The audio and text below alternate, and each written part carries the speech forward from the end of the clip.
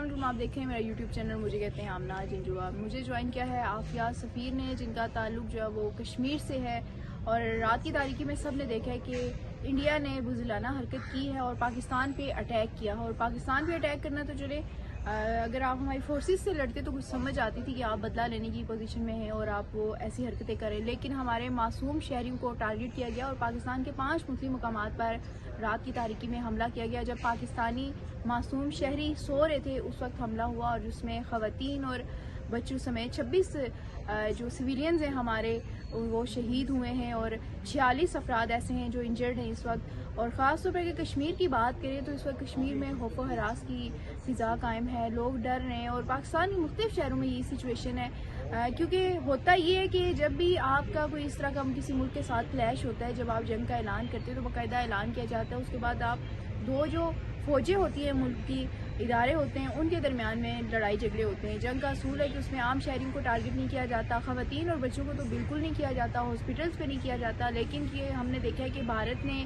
مودی کے جو پالیسی ہے اس کو دیکھتے ہوئے، اس کے نظریات کو دیکھتے ہوئے، RSS کی سوچ کو دیکھتے ہوئے ہماری مساجد پہ، ہماری عبادت گاہوں پہ حملہ کیا گیا ہے، عام شہریوں پہ حملہ کیا گیا ہے، جو کہ میرے خیال میں کسی طور بھی مناسب نہیں ہے۔ پوری دنیا کو اس کی مذمت کرنی چاہیے، اور بھارت اب جو وہاں پر چیخ رہا ہے، گلے پھاڑ ہے میڈیا ان کا کہ ہم نے یہاں پر ٹیررسٹ مارے، تو آپ دیکھیں کہ وہ ٹیررسٹ کون ہیں؟ ہمارے معصوم شہری ہیں۔ آپ ہماری مساجد پہ حملہ کر کے کہہ رہے ہیں کہ آپ نے ٹیررسٹ مارے ہیں، آدھی رات کو آپ کو مساجد میں کون ملے گا؟ آپ نے ہماری مساجد کو بھی شہید کیا، ہمارے عام شہریوں کو بھی شہید کیا، اور مزے کی بات یہ ہے کہ پاکستان کی جو ایجنسیاں ہیں ان کو پتہ تھا کہ بھارت نے حملہ کرنا ہے اور کن کن مقامات پہ وہ جو ہے ٹارگٹ کر سکتا ہے، اور میں سے 3 مقامات ایسے ہیں جن پہ کشمیر سمیت جہاں اسلام آباد سے اور پاکستان کے مختلف علاقوں سے صحافیوں کو لے جایا گیا تھا، وزٹ کرایا گیا تھا۔ اس کے علاوہ آج صبح کی بھی فلائٹ تھی مرید کے اور ان علاقوں کی جہاں پر بھارت کی جانب سے اٹیک ہوا ہے۔ اس وقت میرے ساتھ عافیہ موجود ہیں، عافیہ سے جانتے ہیں کیونکہ ان کا تعلق کشمیر سے ہے، یہ رہتی تو یہاں پر ہے جاب کے سلسلے میں، ان کی فیملی یہاں پر ہے، لیکن کیونکہ باقی ان کی ساری فیملی، سارا خاندان، ان کا آبائی علاقہ وہاں پر ہے، تو یہ ہمیں اچھے سے بتا سکتی ہے کہ انڈیا کی حرکت کے بعد وہاں کے عام جو شہری ہیں، وہاں کے عام لوگ کیسی زندگی گزارے۔ عافیہ، کیا سچویشن تھی رات کو؟ سنا ہے آپ لوگ جو وہ ساری رات سو نہیں پائے، جب حملہ ہوا آپ لوگ کو کالز آنا شروع ہوئی کہ یہاں پہ یہ سچویشن ہے، تو کشمیر میں آپ کی فیملی کیا بتاتی ہے، کیا سین ہے؟ اچھا، السلام علیکم۔ سب سے پہلے تو ہم نا ظاہر سی بات ہے کہ کل ایک ان پلان اٹیک تھا، کسی کو اندازہ نہیں تھا، بے شک کافی دنوں سے یہ چیزیں چلی تھی، لیکن انڈیا شروع سے ہم سنتے آئے ہیں کہ انڈیا رات گئی اٹیک کرتا ہے، اور وہ ہم نے کل دیکھ بھی لیا۔ کافی عرصے کے بعد ایک جنگ کا انوائرمنٹ ہوا ہے۔ میں نے اور آمنہ نے شاید اپنی لائف میں پہلی دفعہ ایسی سچویشن دیکھی ہوگی، کیونکہ ہمارے بڑوں کے جو تھے وہ جنگ وغیرہ میں حصہ لیتے تھے۔ تو کل جو کشمیر کے اندر اٹیک ہوا ہے، کشمیر کے ساتھ ہم نے دیکھا پاکستان کے مختلف جو علاقے ہیں وہاں پہ بھی اٹیک کیا ہے۔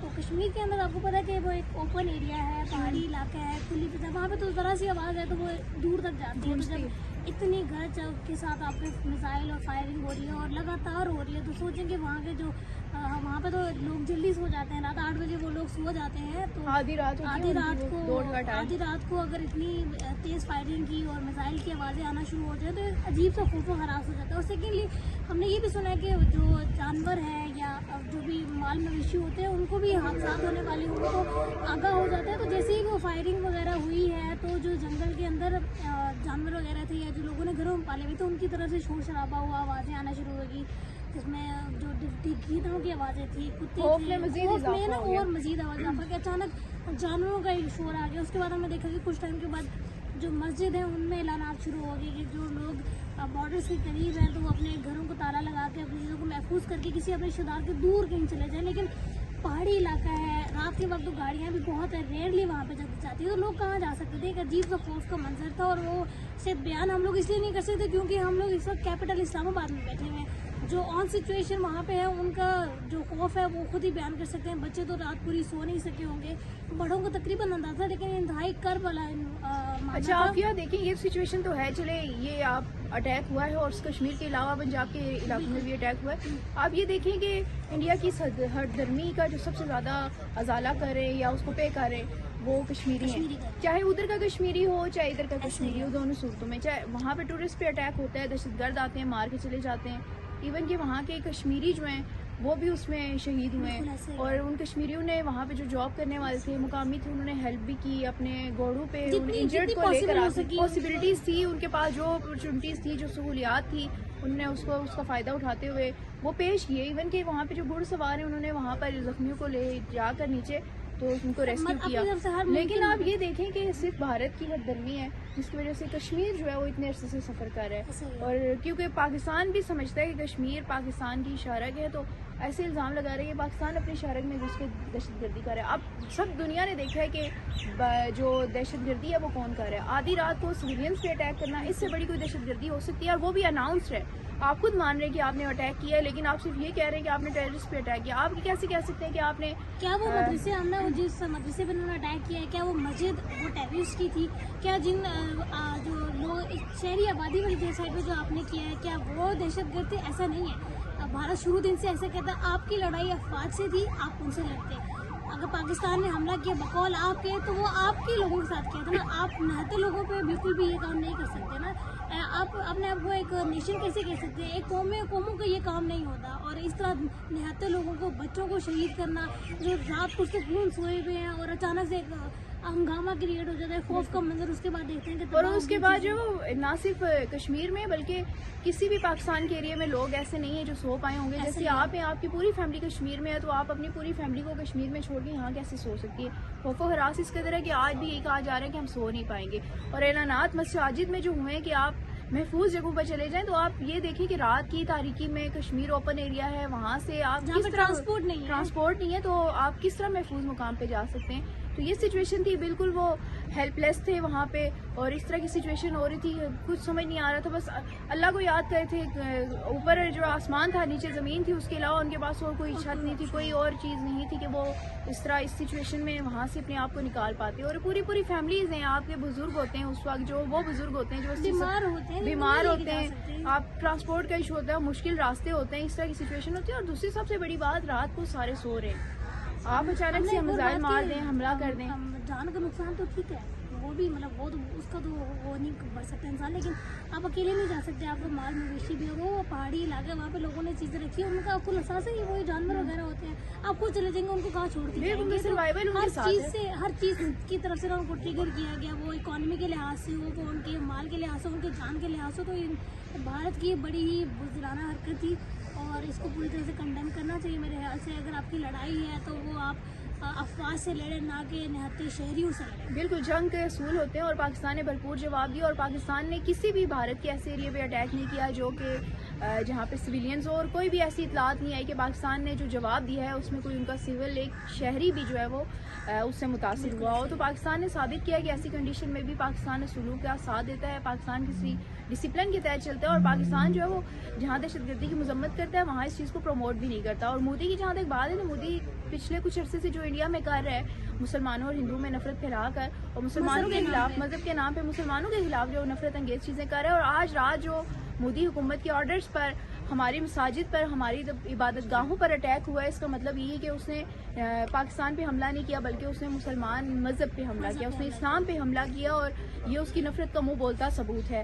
اور پاکستان کی جانب سے یہ بھرپور جوابی کارروائی دی گئی ہے, ان کو اچھا خاصا نقصان ہوا ہے. اور اب اطلاعات یہ ہیں, ذرائع کا یہ کہنا ہے کہ ہماری جو ایجنسیاں ہیں, ہمارے جو ادارے ہیں, ہمارے فورسز جو ہیں, ان کے پاس 100 ایسے پوائنٹس ہیں جو انڈیا کے ٹارگٹ پہ ہیں. اس وقت پاکستان کے انڈیا کے ایسے 100 پوائنٹس ہیں جن کو پاکستان جو ہے وہ اپنے ان کے ٹارگٹ پہ ہیں. تو پاکستان کسی بھی وقت جو ہے وہ آئندہ 24 گھنٹوں کے دوران ان 100 پوائنٹس میں سے کہیں نہ کہیں جواب دے سکتا ہے. تو آپ یہ مت بھولیں کہ پاکستان جو ہے وہ کمزور ہے. آپ نے صبح جو سفید پرچم لہرا کے امن کی بات کی, وہ آپ کو پہلے سوچنا چاہیے تھا کہ آپ حملے کا, پہلگام اٹیک کا الزام پاکستان پہ لگا رہے ہیں لیکن ابھی تک آپ ثبوت نہیں دے پائے. آپ کے ہاتھ سے ٹیررسٹ آئے, ہم اٹیک کیا اور ٹیررسٹ بھاگ بھی گئے, آپ ان ٹیررسٹ کو بھی نہیں پکڑ سکے.